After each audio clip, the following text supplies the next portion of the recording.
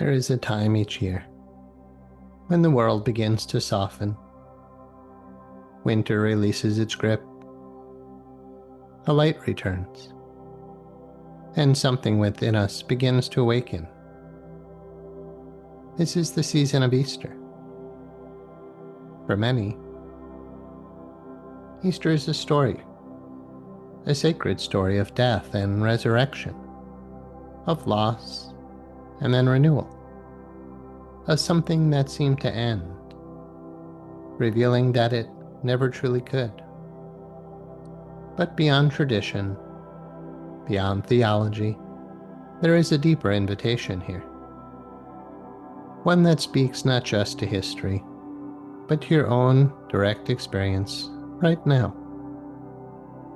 At its essence, Easter is about this. What appears to die was never truly what you are, and what you truly are cannot be lost. In the traditional understanding, Easter tells the story of resurrection, that life continues, that love is stronger than fear, that something eternal exists beyond the temporary.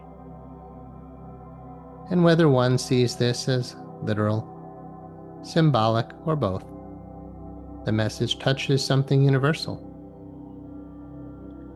There is something within us that does not break, does not fade, does not disappear.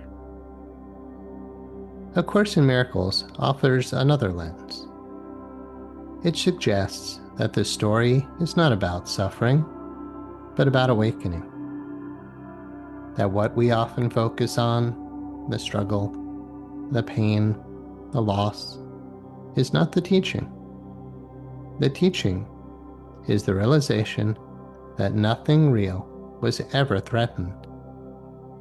That what we are exists beyond fear, beyond guilt, beyond the idea that we are separate and alone. In this way, resurrection is not something that happened once. It is something that can happen within the mind again and again.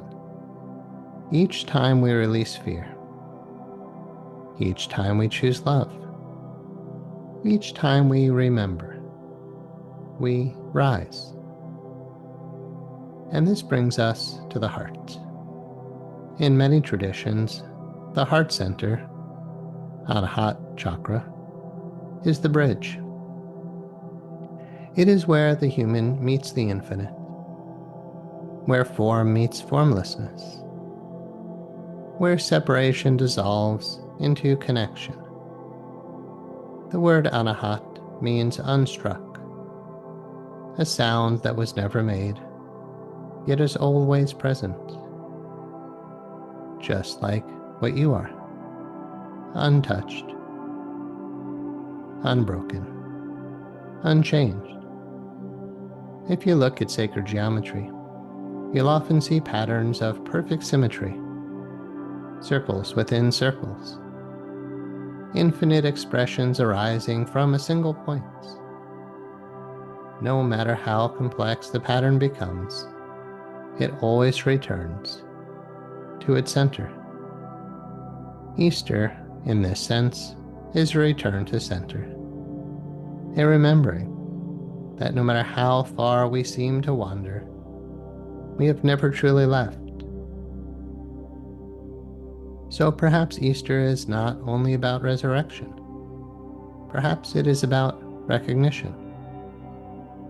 Recognition that you are not the fear you've carried. You are not the story of limitation. You are not the past. And just like the changing of the seasons, there is something within you that is always ready to begin again. So take a moment now. Gently bring your awareness to your hearts. Just breathe and consider quietly. What if nothing real about you has ever been harmed? What if what you are is already perfect, whole, and complete. And what if this moment, right here, is your opportunity to remember?